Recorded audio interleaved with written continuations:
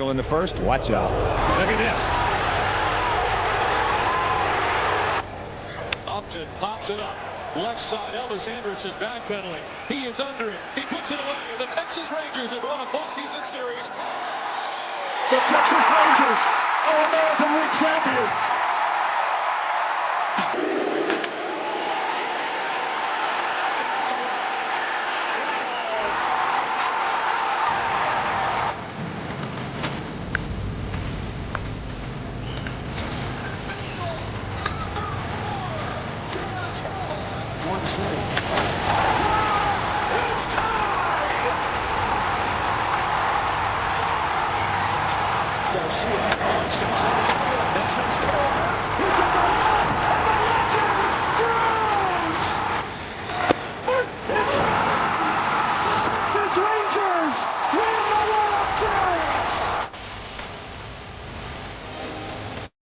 And welcome to another edition of Right on Rangers Live, coming at you immediately after the Rangers drop the third and final game of their series with the Tigers by a final score of 6-3. Well, it was a game, wasn't it? Kumar Rocker came into this day with a sparkling 1.59 daytime ERA, one of the weirdest stats I looked up. Dude is dominant, was straight up dominant coming into games today during the daytime. Wasn't meant to be today. I think this was probably one of the more forgettable Kumar Rocker starts. I kind of joked around a little bit, like when Kumar Rocker actually left the game, right? When it was, I think, 4 1/3, 2 earned runs, Ahlstrom comes in and gives up the third earned run. I kind of joked, there's going to be somebody, some of the apologists using this Kumar Rocker start as a good thing in a couple of weeks. Well, he only gave up 2 earned runs. He only walked 1, gave up 2 earned runs. What's the big deal? It's like the ultimate cherry picking of the box score sometimes with Kumar. Today, look, he didn't have his stuff, was not able to locate the Riley Greene home run. A totally missed location. Got way too much plate. I know a lot of people are frustrated with the defense as well, not covering first base. Look, the offense clearly didn't play well. But as you know, here on Right on Rangers on the show, we never just focus on one area of the game. We're going to cover everything at some point.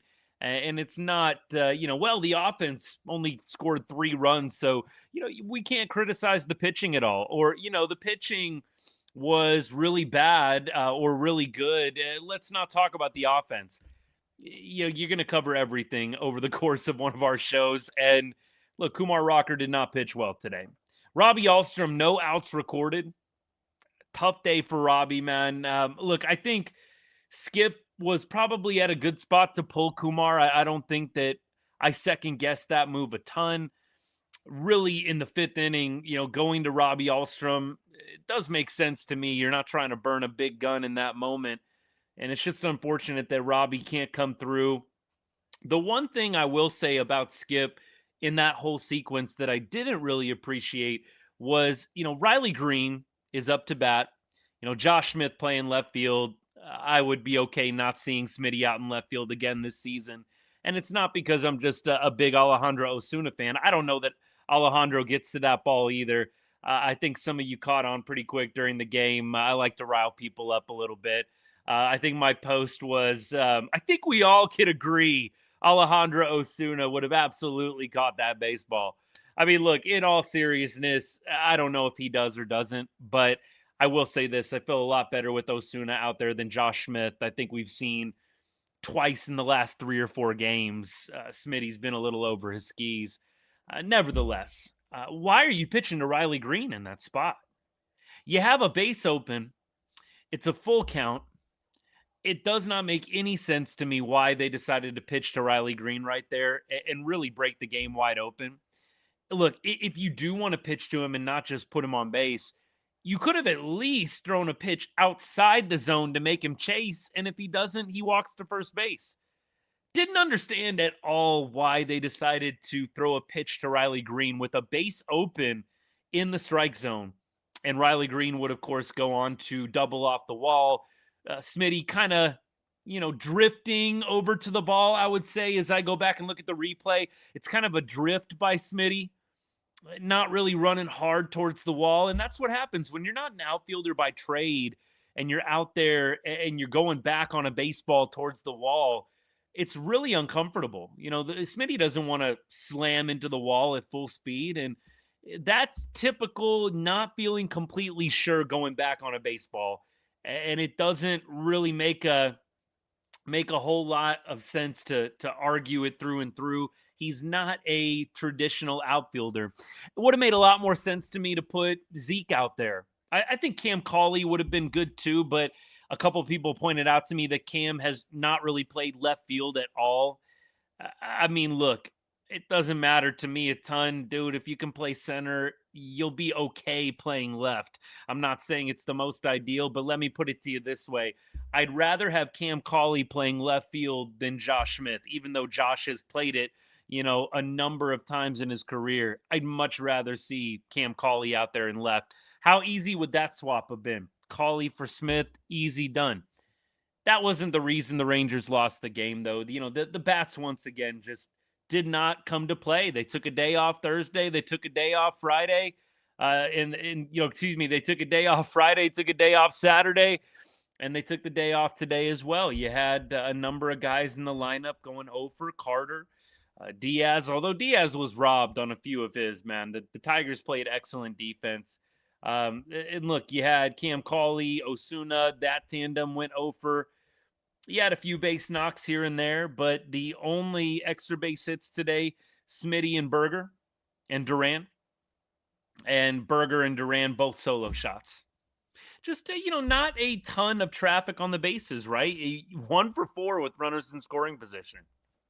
It's tough. But yeah, the Riley Greene game today was incredible. He's a great player. Pitching to Riley Greene was the head scratcher to me. I know some people are pointing out the flip-flop of Cal Quantrill and Kumar Rocker. Why did they do that? I think that there is some merit to it. Not sure it's really the reason why Kumar won or lost today, but I understand people's frustration with messing up rhythm. Baseball can be a lot of rhythm, a lot of timing. I do understand tweaking, messing too much with the rhythm and how that can affect things. I just think Kumar didn't execute today.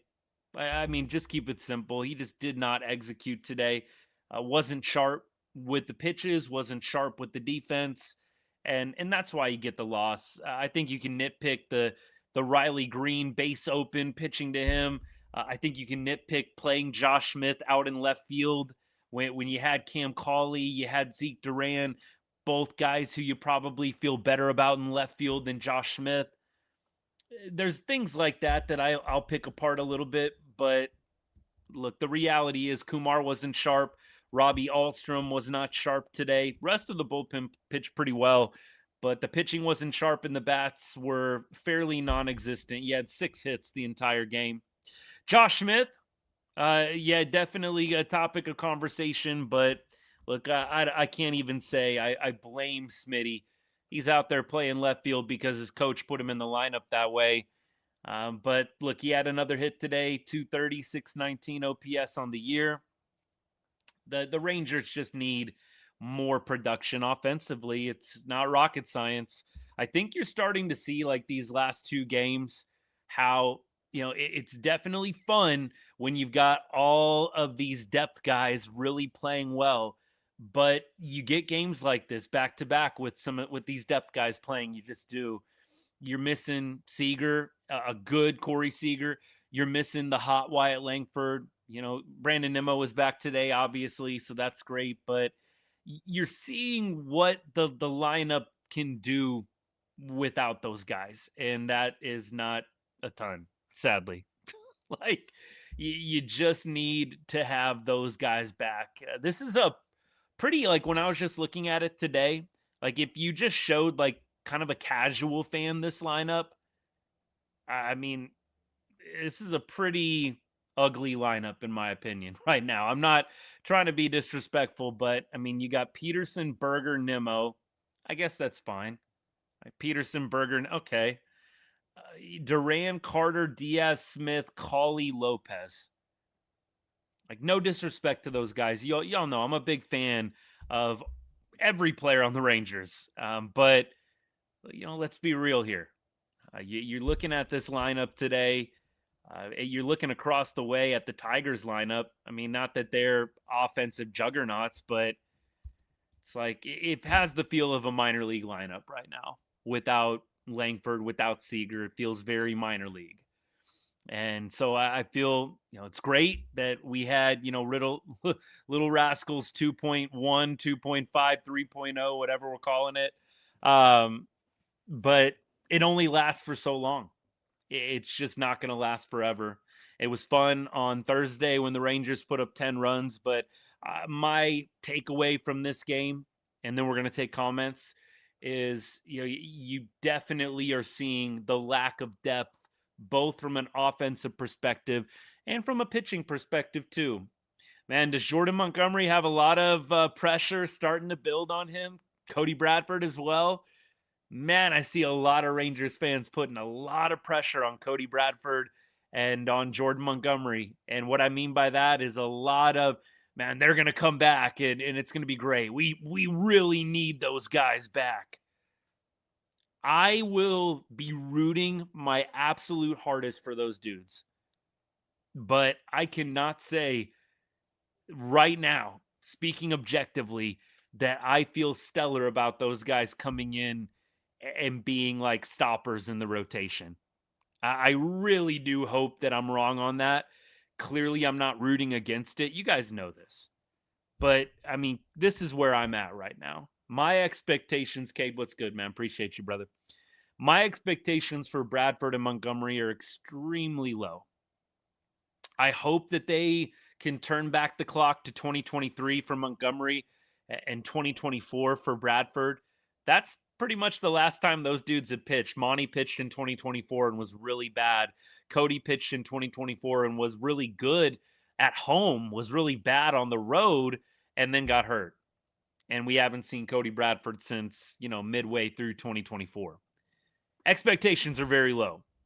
You're seeing a little bit of lack of depth right now, pitching-wise and batting-wise. The Rangers just dealing with some injuries and don't have a full deck of cards right now. I'm not trying to make excuses. I'm just trying to frame the perspective correctly on the team. I know some people are automatically going to throw out that word, bro, excuses. They're just not playing well. Yeah, but we remember this. We already, coming into this season, at least I know I did, coming into this season, I already told you guys I didn't feel like the offense had enough pieces. You subtract Langford and you subtract Seager. I mean, let's just be realistic here. A lot of us coming into this season didn't feel like the offense was good enough. And I was championing that probably more so than any Rangers account that's out there. Maybe there was somebody else in lockstep with me. I don't know. Don't watch enough of the other guys. But I told you guys multiple times in the offseason, man, we've got to add somebody. We've got to add somebody. And it just never came. And so I think that's what you're seeing right now is, an already mid offense. I mean, mediocre, mid, whatever you want to call it. Losing two big names. This is what you get. All right. It's time to take comments. We got to let it all out right now.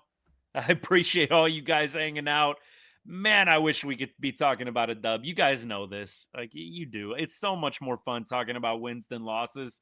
But doing these shows, I've always said it, and I hope you feel the same way at times. It's very therapeutic for me. Let's talk it out. Let's flush it. Monday's an off day. We'll come back on Tuesday ready to go. But let's get this one out of our system. What's the bigger problem, pen or bats? I'm going to go bats. Penn is going to get a little bit of help, I think. They're going to have Martin, and I do think the pen is an easy place to buy. I think CY will go out and get a bullpen arm. So I feel like I'm less worried about the pen. I'm more worried about the bats. Can we get Corey Seager back doing like a normal amount of production? I'm a little worried even about Wyatt. I know that I was hard on Wyatt during the down times, and then he got hot and it was awesome, and we were all puffing out our chests a little bit on Wyatt. But I'm even a little worried, like, is Wyatt going to come back and crush it? Or did he lose some rhythm, some timing, and now we're going to be working out of something else? Again, not trying to be pessimistic or negative, but we know how this game goes.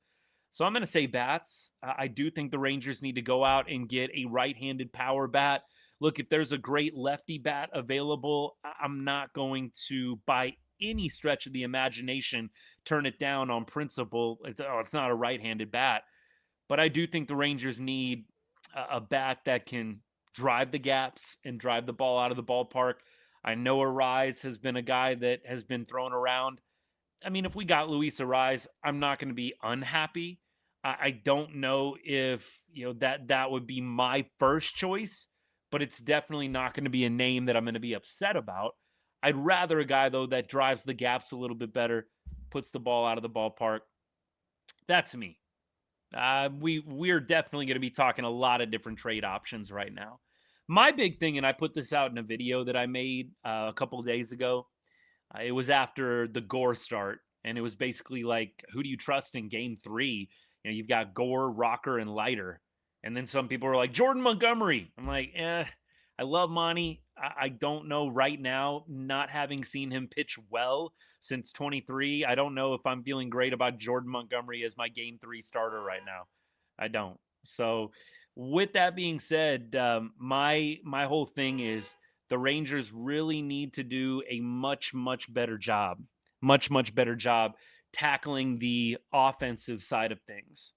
The offensive side of things this deadline. You've seen them do some like little picky, choosy things with catchers and, little pieces here and there. I'd like to see them go out and get a legit bat, and a bat that hopefully can really, like I said, be a power source for the Rangers. The other component to this is Corey Seager.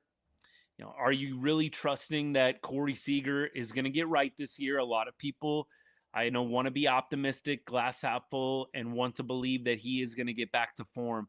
I think the bigger question with Corey is he going to be available in October?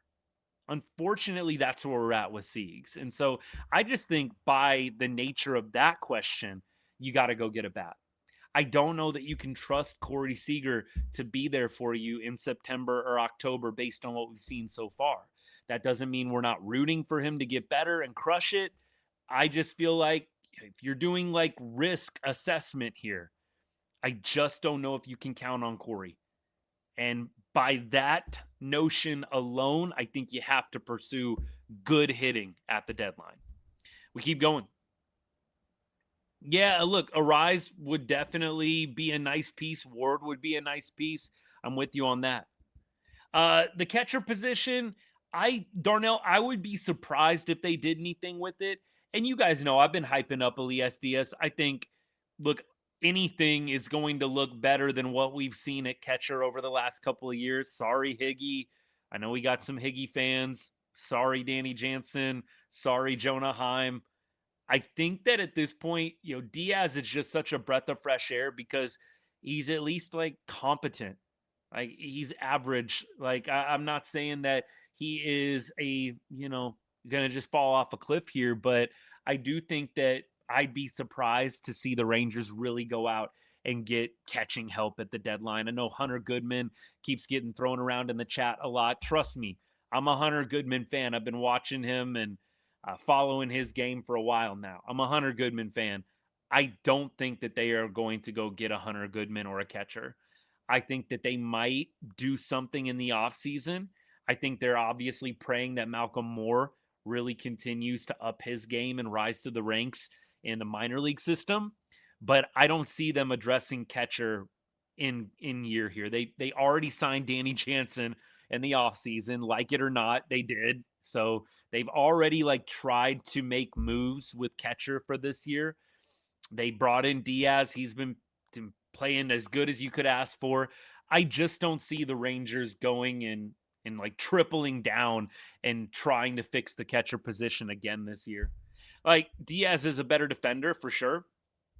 And I do think the bat is a little bit better than what we've got in Jansen or Higgy. I mean, Díaz, look, he's hitting 273 with a 794 OPS. You'll take that all day long from the catcher spot. And Díaz got robbed today. Like, I know he's 0 for 4. Díaz got robbed, by McGonigle. Freaking smoked the ball. McGonigle lays out Superman style, makes a great catch. Díaz easily should have had a hit today. Maybe a couple. Yeah, the bats to me are the biggest problem here. I know that was a long-winded answer. Brennan says Gleyber Torres could be pretty cheap. I've heard Gleyber get thrown around a little bit. I think that's an interesting one. You guys have heard me say infielder. And I still do kind of feel that way. Like, I do think Zeke Duran, and I know when I say go get an infielder, the first thing is, what about Zeke? Guys, Zeke can play anywhere. You can play Zeke in right. You can play Zeke in left. You can play Zeke at third, short, second, first. I mean, look, I don't think they're going to play him in center, but, I mean, they can pretty much play Zeke Duran anywhere besides center field and catcher. I mean, we know that the ERA is sparkling on the mound as well. I guess throw that in there. Seriously, I think the dude has a 0 ERA still, doesn't he? I digress. Zeke Duran can play anywhere. I don't think you have to nail Zeke Duran down to second base. So, you know, if you wanted to bring in a Gleyber Torres, you wanted to bring in a big name second baseman, sure, do it. I mean, look, Seager, he might be down, so you bring in Zeke to play shortstop. You know, Jungle Cat had the knee issue going on. I'm not saying that's going to be long-term, but, man, you can always fill in Zeke wherever you need to. You really can. So anybody that's getting in their feelings about, you know, hey, let's bring in a second baseman, come on, Zeke can play anywhere. He's not married to second base. It's the beautiful thing about it. We keep going. Trading Seager is such a dumb comment by any Rangers fan right now. Yeah, they're just not going to get any value, huh? And I've been very obvious. I've been very obvious and over the top about this. Like, any GM with half a baseball brain, you know, you're not trading for Corey Seager right now. You're just not. Right now, he's kind of damaged goods, compromised. I mean, look, can he get better? Yes. Can he play better? Yes. But I don't know that any GM, hey, he's currently injured, and it's a back injury. He's not playing well. He's got, a 180 batting average. He's been hurt every year since 2023. I don't think there's going to be... Oh, and he's got a really bad contract, by the way. Like, come on. I know some of y'all, like, want to move on from Seager, but I do agree the notion that the Rangers can just easily find a trade partner for him, it's not going to happen. It's not going to happen. Maybe when he gets healthy, and maybe in the offseason you can facilitate something. Right now, nobody's trading for Corey. Come on now. Nobody's trading for him. Look, Jerry, to me, Berger is a guy that is really well liked in the organization by Skip, by the front office. I don't see Berg going anywhere, and I don't see the team trying to upgrade. Berger, of course, had the home run today. He's in a pretty good, you know, I would say a pretty good, like, wide frame stretch of games, but he has had a little bit of a rough run over the last 7. But look, the numbers over his last 15, last 30 aren't bad. He has had a little bit of a down week, I would say, but I don't think the club is moving on from Berger. That would just, again, be my opinion. You may still think that they could do better. I feel like it's tough. Berger has the pop and he has the makeup of, like, you know, that classic first baseman with some power. You love it, but you just wish Berg, even though he's got, you know, the most home runs, the most RBI, you just wish Berg could be a little bit more consistent. It feels like it's always valleys and peaks with him. There's never like an even plateau. It's always valleys and peaks, man. He's either cold, like hitting a .172 with a 502 OPS over his last 7, or he's hitting like 400 in his last 30 at bats. Is what it is. Let's see. Should we use the 2027 strike to change the dimensions at Globe Life? I don't think they're going to do anything with Globe Life. I'd be really, really surprised. I would be. Look, I do feel like Smitty, Osuna, Duran, maybe. I do feel like there are some pieces on the major league roster that could get traded. I do think that that's a possibility. Again, trading Osuna, I think, is a possibility. Trading Josh Smith, I think, is a possibility. Trading Zeke Duran, I think, is a possibility. Like, Duran is controllable till 29, I believe. So you've got, 2 more seasons left of Duran control. I do think that the team will explore trading some of the major league depth they have as an opportunity to make a move that can put them in a better position for this year or maybe even for next year. In the All-Star game, Zeke and Young better take over for at least Trout, Judge, Buxton, Witt, or Vladdy. I do think Josh makes it. I'm a little bit worried about Zeke. I do think Zeke is obviously having a better year than Ernie Clement. I know Clement is, up at the top in hits, but, you go to WAR, you go to a lot of other stats. Zeke is clearing Clement. And, I think overall, Zeke is the more valuable player. Again, when you have the whole country of Canada behind you, that's really helpful. But I do feel like Young makes it as a reserve. I don't know if Zeke is going to sneak in or not. I really don't. I do think he should have been in over Bazana for sure. Clement as well. But look, Clement went to the World Series last year. Obviously, it didn't work out, but he went to the World Series last year. Bazana is a media darling. He is all over the place constantly. So, yeah, for me, I think that it makes sense why Zeke got snubbed from a popularity perspective. But, yeah, if you're just going by numbers, he clears both those dudes. He should be the All-Star game starter. Zeke is definitely an interesting case, right? I think a lot of us, myself included, you're kind of holding your breath a little bit with Zeke. You understand that he's having a great year. Nobody is, at all trying to be negative or be disrespectful. But at the same time, we've seen Zeke have really good stretches and then dip. I got to be honest with you guys, I'm holding my breath a little bit. That's why I feel like exploring a trade and just seeing if he's interesting to other teams would probably be good business from CY. I don't know if that's even an option right now in their minds, but I do think the Rangers are going to have to trade some of this depth. They've got a lot of depth. You've got a lot of guys that are like, hey, nice players, nice to plug in the lineup once in a while, but I don't know if they're every day. But they're like too good to get rid of. Those are the guys I think the Rangers have to trade and maybe clear the path for an upgrade at a position otherwise. Yeah, that to me is where I would be at right now.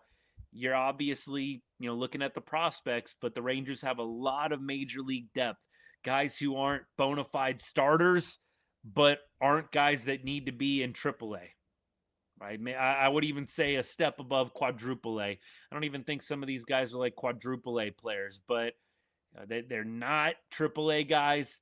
They're not quadruple A, but they're not bona fide have to start guys. It's kind of where we go. Let's see. Totally reasonable that Latz is the only All-Star. Yeah, I look, I can't say that I'm outraged that Zeke and Young are not on the All-Star team. I do think it's a popularity contest, and so I kind of expected it. But I do think, like, you compare Duran to, Clement to Bazana. Duran, the full body of work in the first half is better than either one of those guys.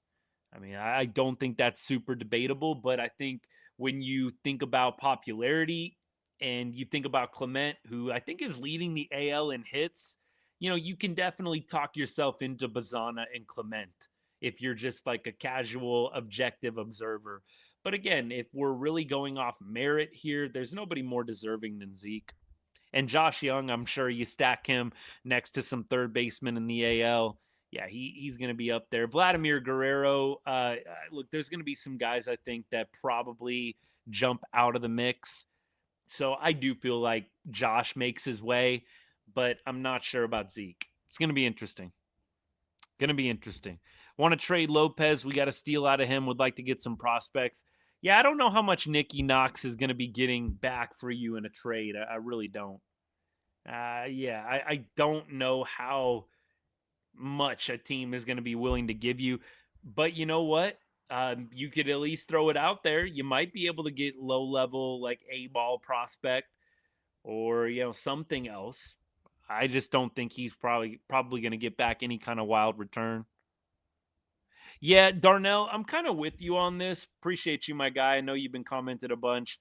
I'm kind of with the whole like different positions every single game. It is a little bit rough. I don't think it's perfect, but I think that right now with so many injuries, and I think you're forcing guys a little bit into the lineup. Like today, you're kind of forcing Cam Cauley into the lineup. And I'm a big Cam Cauley fan, but I felt like the Cam move today was a little bit forced. You definitely have reason to maybe sit Osuna down, but I do feel like there's some guys kind of getting forced into the equation here. Even Smitty. Look, I know Smitty had the home run, and I know he's had some nice hits since he came back up, but it feels like Smitty's kind of getting forced into the equation. I mean, like I think he could probably be a guy that sits the bench a little bit here and there. I think he's a nice depth piece, but I'd probably rather play Osuna in left field today than Smitty in left field today. I probably would rather have played Smitty at second base. Maybe you have Cauley take a seat. Josh Young obviously not being in the game makes a big difference, but that's where I'm at. That's where I'm at. I just think you're in a little bit of a tough spot with the injuries, but then it does feel like there's a little bit of, forcing players into the lineup, maybe when you could do something different otherwise. Uh, let's see. We'll trade Jock. I think Jock is definitely going to be something that other teams call about, and I think the Rangers would be wise to explore, seeing that Jock is on an expiring contract. There's a lot of people when I suggested trading Jock that were like, "No, he's our best hitter." Like, dude, your best hitter is not a guy that doesn't play every day and only plays against righties. That's not your best hitter. Like, I'm sorry. You can't be the team's best hitter if you only play against righties. I'll never say that. And if we have to agree to disagree, so be it. But Jock is tradable. He's a part-time player. And I know that he probably ends up playing more games than not. I get that. Jock is tradable. You can trade Jock and still hope and still make the playoffs. I don't know if you're going to win it all. I'd have to look and see what some of the other matchups and what some of the other trades are looking like. But I think you could definitely trade Jock and still have a successful season. That's not me, crapping on Jock. I think he's had a nice year, but I don't think that the Rangers, trade him and then fall apart. He only plays against righties.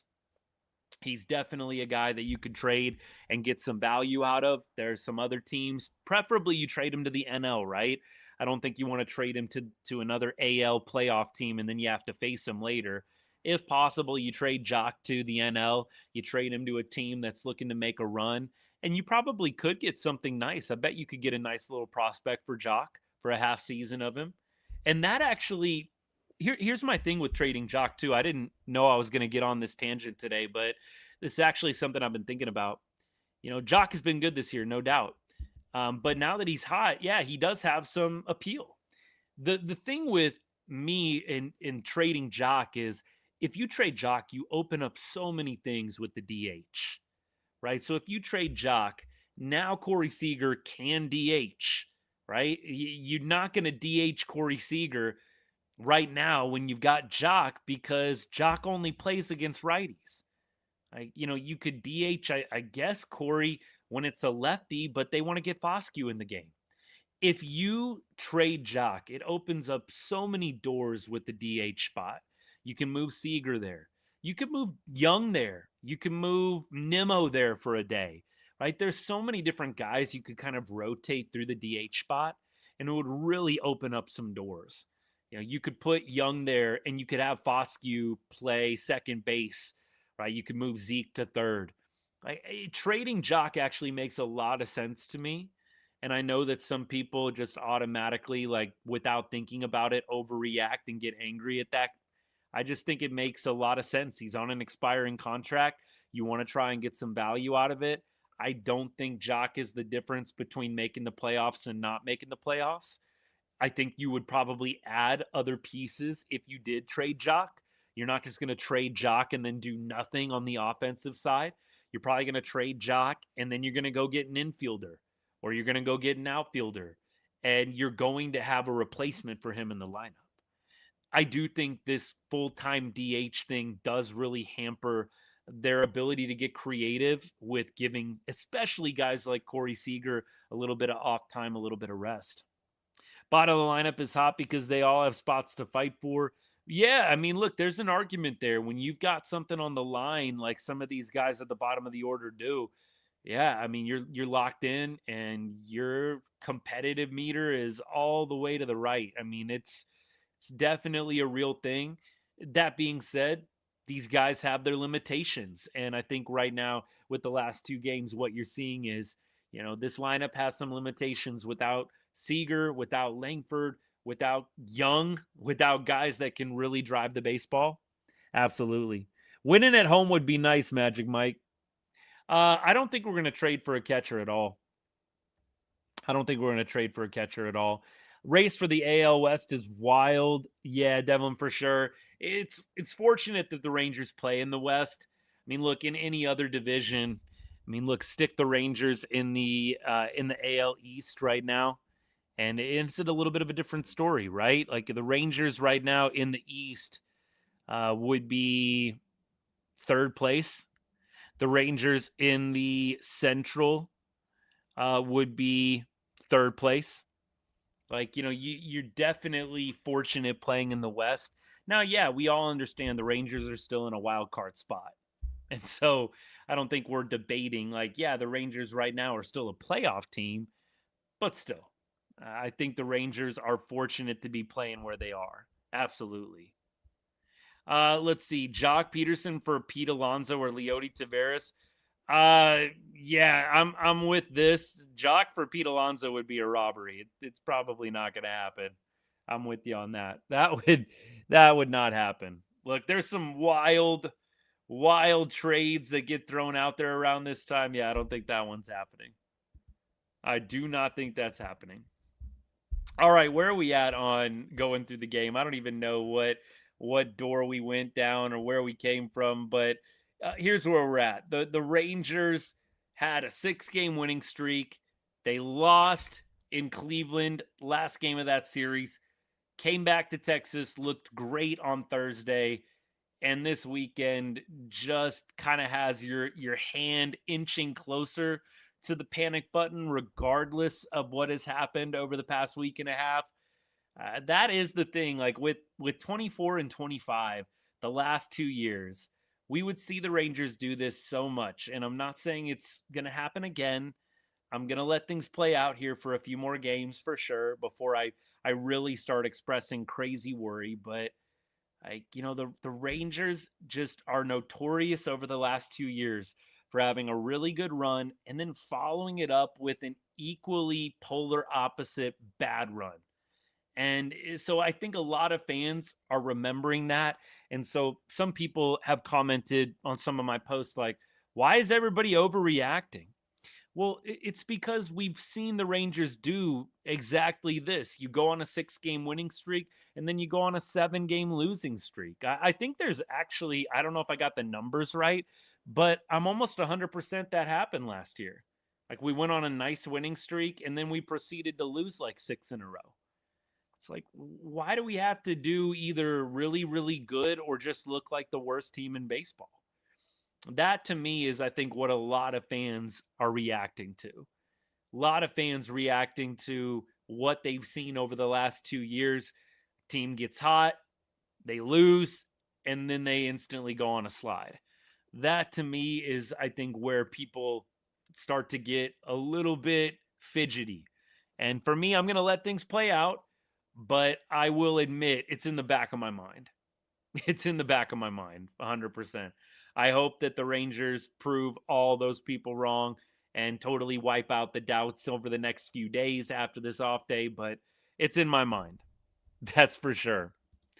All right, beyond that, I do think you have to highlight some positives today. You definitely look at Zeke Duran going deep. You look at Jake Berger going deep. Good for them. They can't really control that. It's only a solo shot. Nobody getting on base in front of them.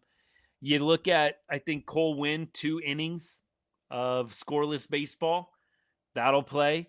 Gavin Collier coming up, having a nice outing. I liked that.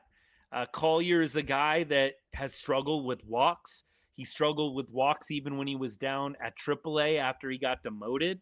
And so for him to go out today, he did have 1 walk, albeit it was in an inning and 2/3 of work. And on July 2nd, when he got in on Thursday, he pitched a scoreless inning as well. I'm glad to see Gavin come back up and really have a nice start from the promotion on. And then you look at Peyton Gray getting an inning of work today, lowers the ERA to 2.87, pitches that final frame, does walk 1 guy, but limits damage. I think that the back of the bullpen today did a nice job. Robbie Ahlstrom, feel bad for him. Big Robbie Ahlstrom fan, but man, not getting an out today. That was brutal. I mean, look, didn't help that Josh Smith isn't able to track that one down. I do think, an average to above average outfielder probably makes that catch. I don't think a guy like Smitty playing out of position is probably going to get that one done. Looking ahead to the series that is going to be starting on Tuesday, the Rangers are welcoming the Angels to town. We remember what happened last time we faced the Angels. It was not super pretty. Rangers are going to have to face Soriano on Tuesday, Urania on Wednesday. Not Jose Walbert Urania, just to clarify. Jose Urania, former Ranger, by the way. And then on Thursday, you're going to face Detmers. So the Rangers, unfortunately, do have to face 2 of the top pitchers on the Angels staff in Detmers and Soriano. They do have Evaldi going on Thursday. They have Gore on Wednesday. And then you've got DeGrom on Tuesday. So you've got your best pitchers set up. So hypothetically, it should be a good series. Hypothetically. So we'll see how it pans out. We'll preview that DeGrom matchup here in just a little bit. That, by the way, might not be super pretty.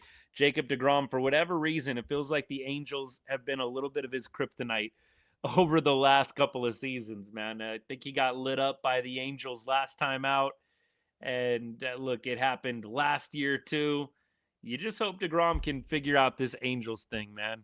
You really do. Yeah. Soriano, Urania, Detmers. Here we go again with Detmers. Yep. Look, I'm not just joking here. Like I think it's unfortunate that, we got Detmers and Soriano in the same series. I hope that the Rangers can buck the trend at home versus out in Anaheim. Man, that was an ugly series when we went out to Anaheim and played the Angels. I think a lot of people, I think that might have been when the fire sale language was at its peak. Correct me if I'm wrong there. It feels like that series against the Angels was when it was really loud, super loud for, the fire sale to commence. Hopefully it can be a better series this time around. Yep. DeGrom on the mound too. Look, 3 best pitchers lined up. What could go wrong, right? What could go wrong? You've got DeGrom, Gore, and Evaldi lined up against one of the worst teams in baseball. What could possibly go wrong? Oh, you got to laugh sometimes. You really do. Beyond that, though, we should see in the next few weeks things picking up for the trade deadline. I will have more content out about, potential pieces, probably with about 2 weeks to go.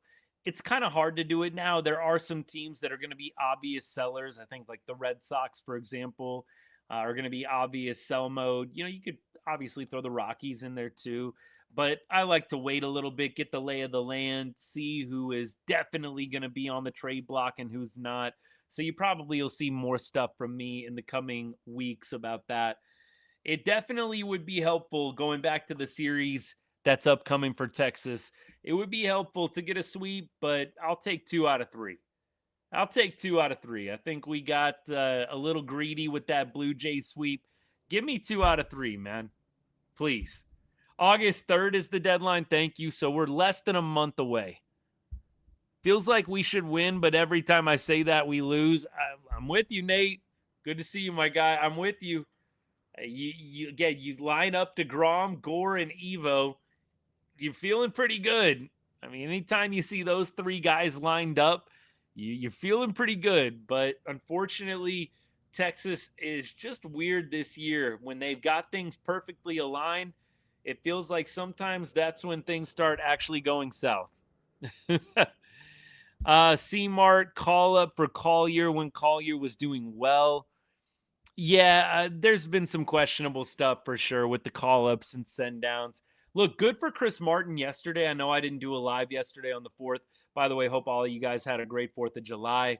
I didn't do a live yesterday. It was like such a lifeless loss. And, you know, we had things going on for the 4th too. And I'm sure you guys had something going as well. We could have commiserated, but I'm like, yeah, let's just take the day off. I think Chris Martin in the spot that they got him in was perfect.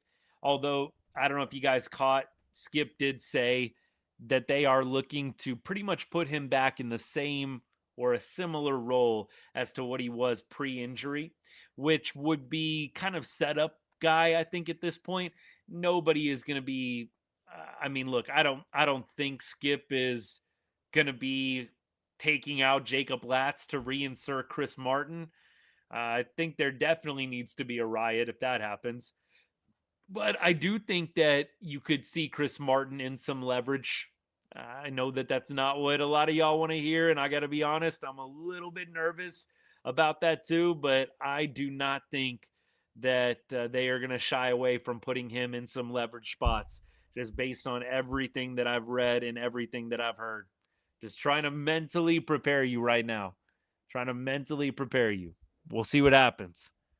Was at the 4th of July game. Did they, I mean, look, I know they set off fireworks and stuff like during the home runs. They didn't do like a fireworks show or anything, right? Do they do anything post game 4th of July? Roof was closed, so maybe not. But man, like I told you guys, it's such a staple. Like fireworks at the ball game, it's just such a staple, man. After that 4th of July game, it's kind of sad if they don't still do it anymore. Yeah, I am used to July 31st as well. Absolutely. It is weird. August 3rd is definitely throwing me off too. They did a fireworks show beforehand. Okay, that's cool. That is cool. Relief pitching for the Marlins just blew their perfect game. Look, this is actually an interesting debate.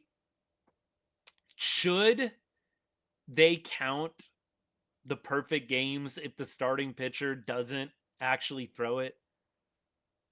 I think I'm a little more on that page than it should count, if I'm just being honest. Like, you know, it's nice, it's cool, like, yeah, you know, perfect game, but the combined no-hitters and combined perfect games, they just don't hit the same, man. They just don't hit quite the same for me. I'm not gonna lie. I think this is probably the way. Okay, good idea here, buddy. I think this is probably the way. Like, I don't like how they put it in the same category as a dude who went all 9 and did it himself. That's just my opinion, though. Just my opinion there.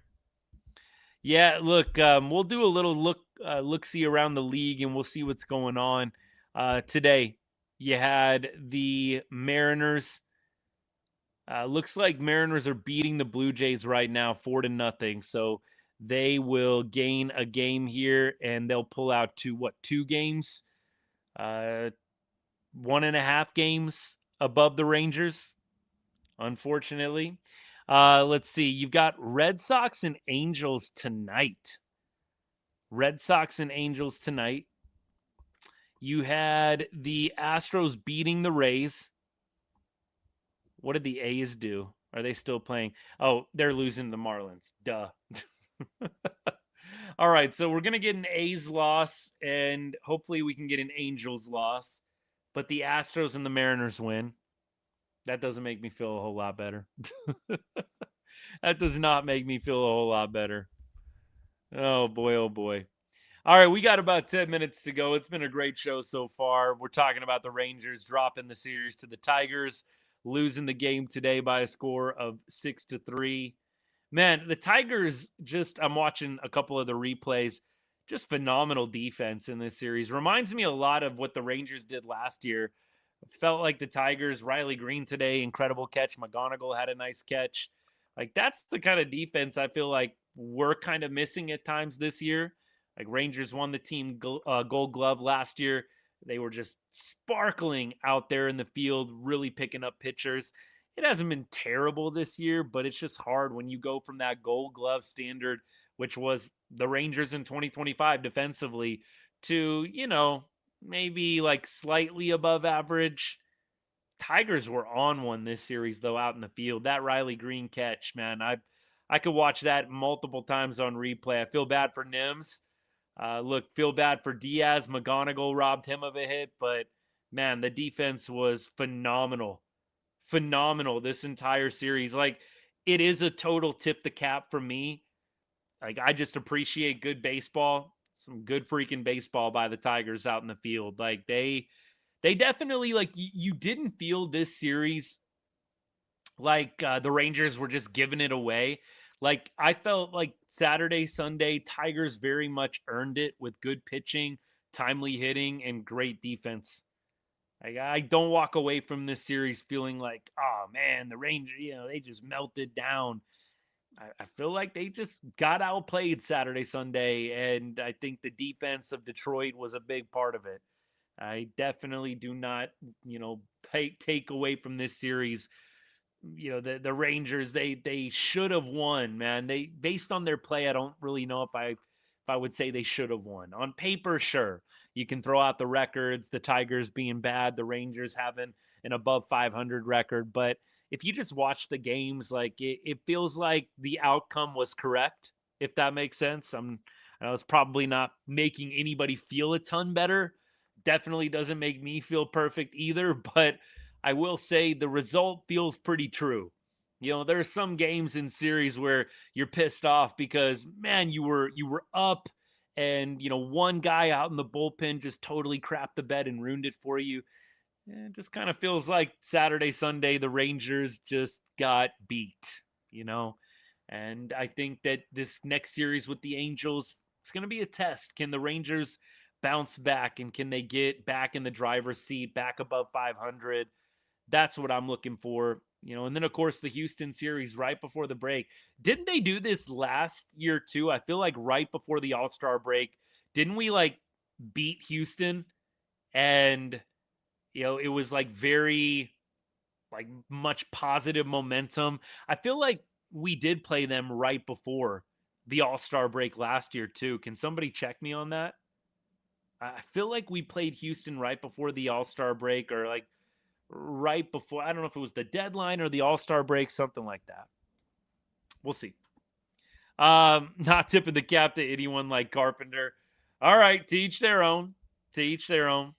But man, Riley Greene, I'll tip my cap to that dude. Seems like a good dude from the interviews and interactions and different things that I've seen with him. Can rake, can play the outfield. I mean, look, they had some guys who had some great series down the stretch. Nimmo is the second unluckiest hitter in baseball, second to James Wood. Wow. There you go. Excited for a Cauley up the middle. Walcott Cauley up the middle. Yeah, I posted about that earlier in the game too. Those two guys are super athletic, right? Cauley, one of the fastest guys. You've got Walcott, known for his elite athleticism. It would be great. It would be outstanding if we got to see that one day. I would love to see it. We did play them before the All-Star break last year, but in Houston, that's right. And Nate, didn't we win that series? And everybody, I feel like we were all just super pumped. Super pumped. Dan, I just got that Heim Grand Slam notification too. Jonah Heim, former Ranger, just went deep. Heim he is doing well.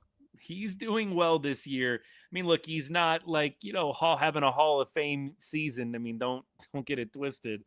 But it feels like Heim is really going out of his way to prove some of the doubters wrong this year.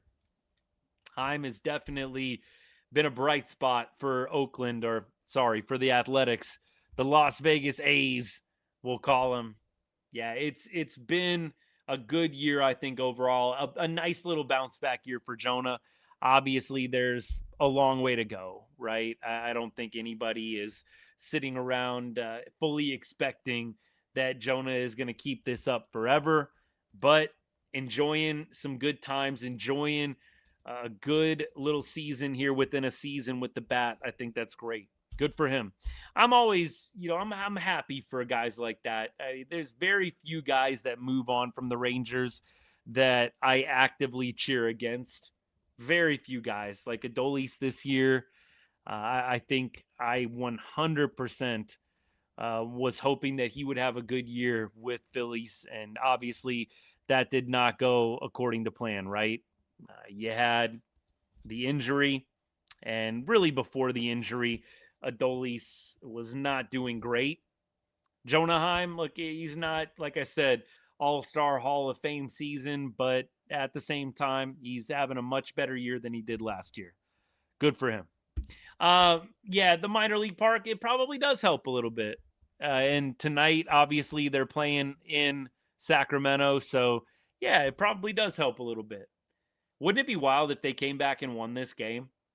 I would almost laugh. I can't say I'm actively cheering for it, but man, if the Marlins blow this 8-0 lead after being up 8, with the perfect game, that'd be quite the melt.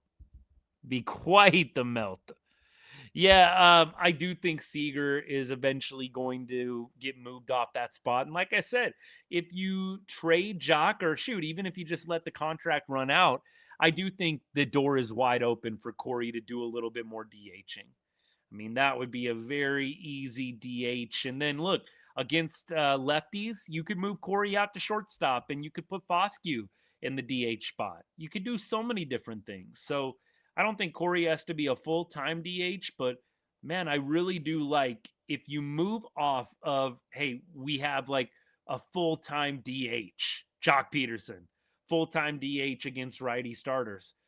It does open up a lot of different variables with other guys on the roster slotting into that DH spot. And I'm a fan of that. Let's see. They must have broken unwritten rule, Frankie. That's funny, man.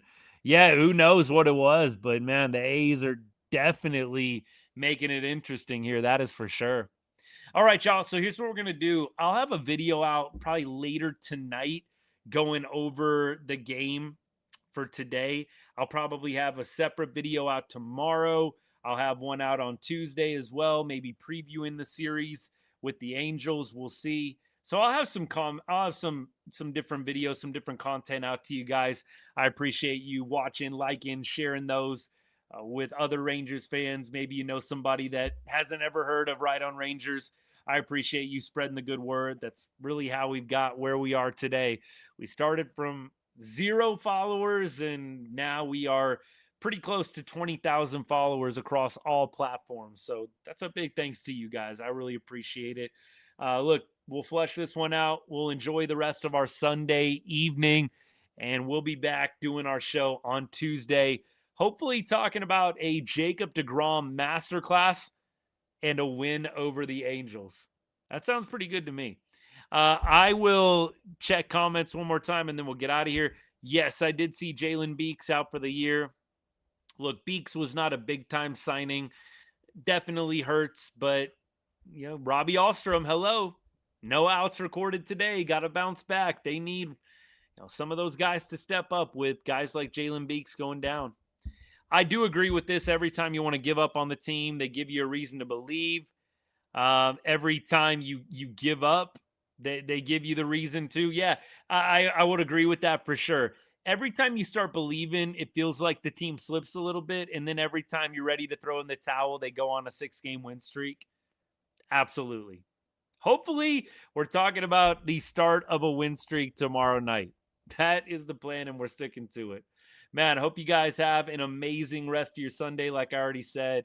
And we'll be back on Tuesday. We'll have some videos out to you in between over the next 48 hours as well. What do we got? Mexico, England tonight.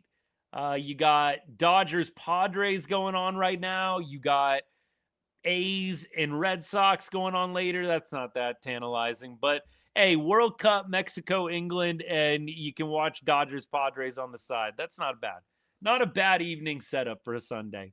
Hey, you guys have a good one. We'll see you soon. God bless, and go Rangers.